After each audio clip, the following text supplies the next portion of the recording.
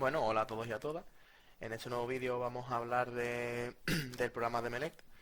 Como sabemos, hay muchos tipos de programas de Melect, o sea, hay muchas aplicaciones de este programa. En este caso vamos a utilizar instalaciones de urbanización. Y en esta aplicación tenemos bastantes modos de cálculo, desde energía renovable hasta alumbrado público.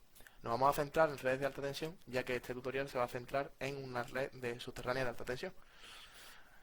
Aquí en red de alta tensión, primero vemos los elementos que podemos colocar o que vamos a necesitar. Desde las conexiones a red de alta tensión, una subestación, un centro de transformación, una caja de registro de derivación, una arqueta, un apoyo de alta tensión y un centro de reflexión. Lo primero que vamos a hacer es elegir las condiciones generales de nuestro proyecto. Para ello vamos a venir a Proyecto, Condiciones Generales. Y aquí tenemos todos los datos que podemos elegir. Desde el modo de cálculo, que vamos a utilizar diseño, la tensión trifásica en voltios de 20.000 voltios, la caída de tensión máxima que queremos, el factor de potencia, el coeficiente de simultaneidad, etcétera. También podemos editar las constantes de cortocircuito, la simbología gráfica, que esto es más que nada para la representación visual que vamos a tener aquí. Yo en los símbolos y en la rama voy a bajar un poco la escala para que se vea mejor la rama, no es necesario. Y las secciones que podemos utilizar en función de todos los tipos de conductores que hay. Por ejemplo, podríamos prescindir de los 400 porque es una sección que no vamos a utilizar con 20 kV. Le damos a aceptar aquí. Y ahora vamos a hablar de la base de datos. De nuevo nos venimos a proyecto, base de datos de red de alta tensión. Y aquí tenemos todos los datos de todo lo que necesitemos. Desde los conductores aislados, conductores recubiertos, conductores desnudos, las protecciones, la intensidad de cortocircuito de la pantalla, temas muy importantes del que hablaremos más adelante, los factores de corrección de la instalación por temperatura, los tubos, etcétera. Vamos a proceder primero a hacer una pequeña red subterránea de alta tensión. Esto es un ejemplo que me voy a estar inventando sobre la marcha, porque es simplemente para explicar el programa. Colocamos un elemento de conexión a red de alta tensión y empezamos a colocar arquetas. Es importante que las arquetas se coloquen en una distancia no superior a 30 metros. Ponemos, por ejemplo, estas arquetas. Vamos a colocar un centro de transformación.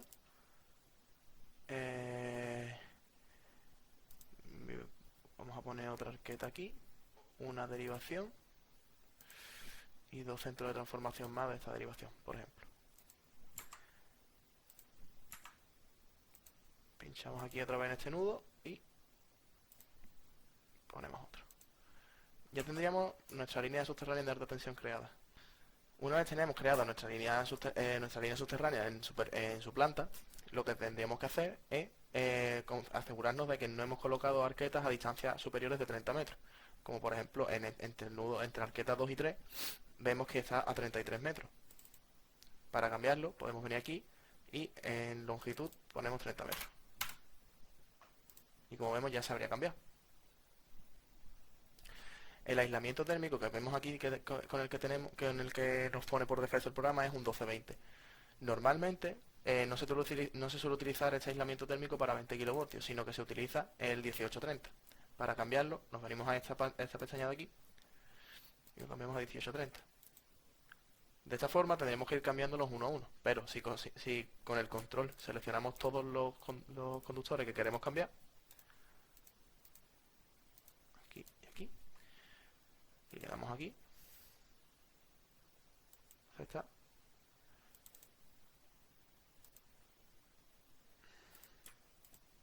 Perdón, que estaba seleccionado uno que no tendría que haber estado seleccionado. Ahí, ¿ves? Ya se cambiarían todos. Y cambiaríamos todos los que deseásemos.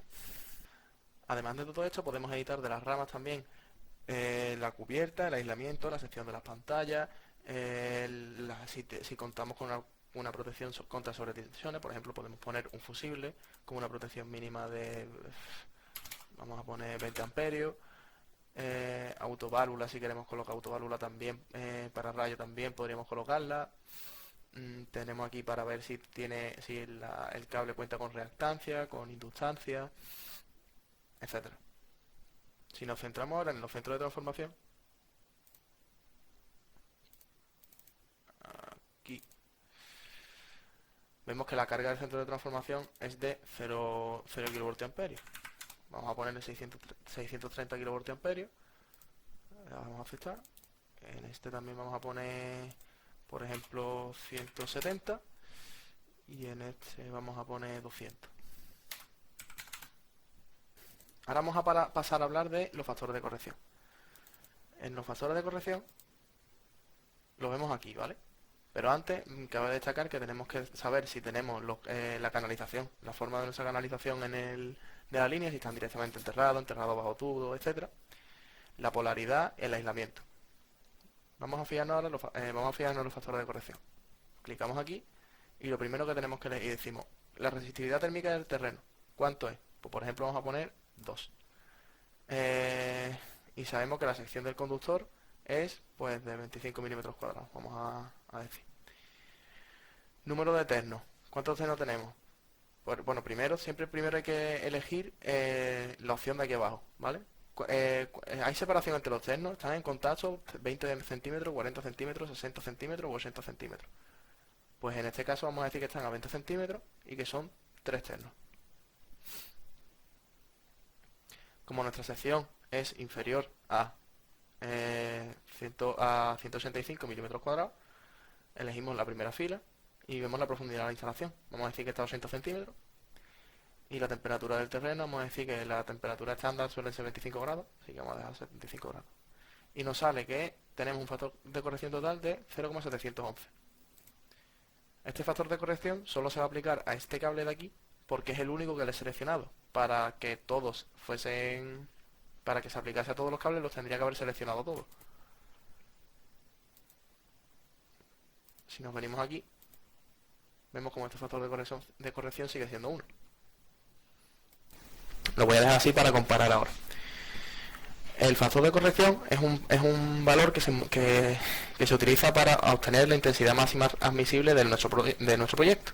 La intensidad máxima admisible nos la da la tabla 12 y 13 en función de la instalación del Real Decreto 223-2008 en su ITC LAT 06. Pasamos a hablar ahora de las pantallas. Para el cálculo de las pantallas, como comenté anteriormente, podemos venirnos aquí a proyectos, base de datos, red de alta tensión, intensidad de cortocircuito de las pantallas. Y vemos aquí que para una intensidad de cortocircuito de 1 segundo, en 16 milímetros cuadrados, tenemos una intensidad de 3130 amperios. Para el cálculo de las pantallas, podemos mirar el apartado 6.3 de la ITC LAT 06 del 223-2008, que hace referencia a 3 normas UNE, que son la 211.435, la 211.003 y la 211.92. En la 211.435 existe una tabla, que es la tabla B5, en la que contamos con todos los datos de sección, de tiempo de intensidad de cortocircuito para los diferentes tipos de cortocircuito en las diferentes secciones con sus diferentes aislamientos. Comprobamos que para 16 milímetros cuadrados tenemos una intensidad de cortocircuito de 2400. Si comparásemos con la intensidad de cortocircuito del Demelec, vemos que para 16 milímetros cuadrados en un tiempo de 1 segundo son 3130. Es significativamente superior. ¿Esto a qué se debe? A que el Demelec no utiliza los datos de la UNE 211.435. Lo que utiliza es los datos del catálogo, en concreto los del libro blanco. Si nos venimos aquí al libro blanco, que es un catálogo de fabricantes, en la página 113, tabla 12, vemos la tabla de sección de las pantallas en milímetros cuadrados, y para 16 milímetros cuadrados, 3100, y 1 segundo, 3130, que coincide con lo que tenemos aquí. Una vez tenemos estos datos, tenemos que asegurarnos que la intensidad admisible de la pantalla es superior a la intensidad de efecto. Si volvemos a mirar el apartado 6.3 de la ITC LAT 06, nos dice, y cito textualmente, el dimensionamiento mínimo de la pantalla será tal que permita el paso de una intensidad mínima de 1000 amperios durante 1 segundo. Es decir, que la intensidad máxima admisible de la pantalla debe ser mayor de la intensidad de efecto. Una vez tenemos todos estos datos, cargamos aquí y le damos a calcular. Damos clic derecho en cualquier momento y calcular. El proyecto habría sido calculado ya. Para ver los resultados, daríamos clic derecho y daríamos resultados de nudo y resultados de línea. Y se nos abrirían 2 pestañas emergentes con los datos del proyecto. Vamos a hablar de los nudos. Vemos que en cada nudo tenemos aquí el número del nudo, de todos los nudos que tenemos aquí, y vemos que el nudo 1 tiene una caída de tensión de 0, una tensión de 20.000 voltios, porcentaje de caída de tensión 0, y la carga 28,868 y 1000 kilovoltios amperios de potencia aparente. Si nosotros hiciésemos el producto de raíz de 3 por 20 kilovoltios por 28,668, 866, o sea, 868, obtendríamos un megavoltio amperio, que efectivamente son 1000 kilovoltios amperios. Lo mismo para todos ellos. Solo veríamos que tendríamos una carga, no, o sea, en las arquetas no existe carga, solo existe carga aquí, que sería el nudo principal de conexión, y en los nudos 8, 11 y 12, que son los centros de transformación. 8, 11 y 12.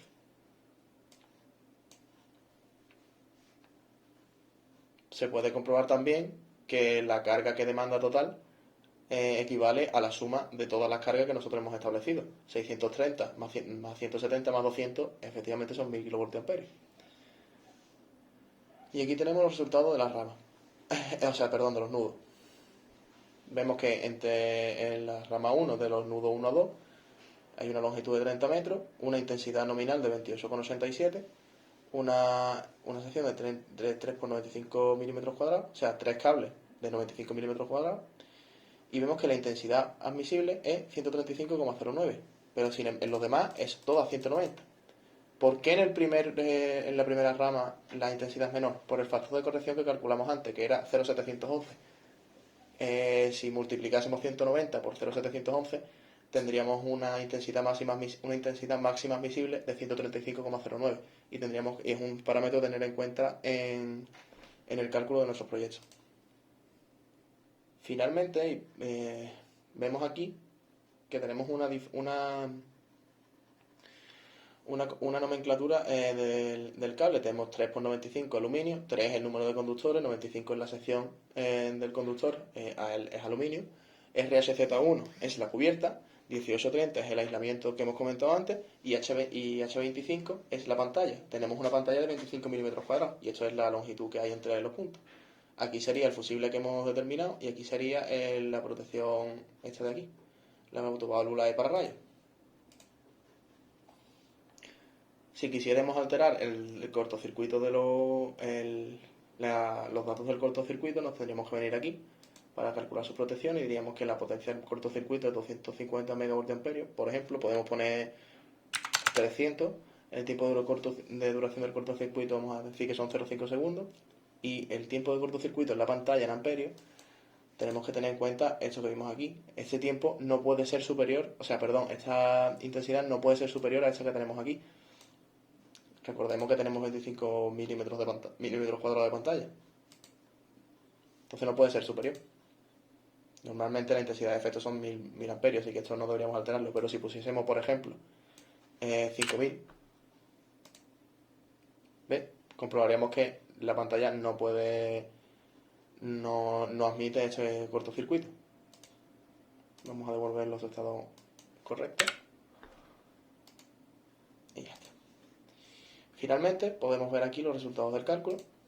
Le damos y nos genera un pequeño documento en el que tenemos todos los cálculos con todos los datos que necesitamos. Tenemos la tabla que ya hemos visto antes, que es la asignación del conductor, la polaridad, el cálculo de intensidad nominal, la sección, el diámetro del tubo en el que se monta, etc. Y así con todos los datos. La potencia de cortocircuito, como he dicho, 300 megavoltios amperios. Y esto sería todo. Muchas gracias.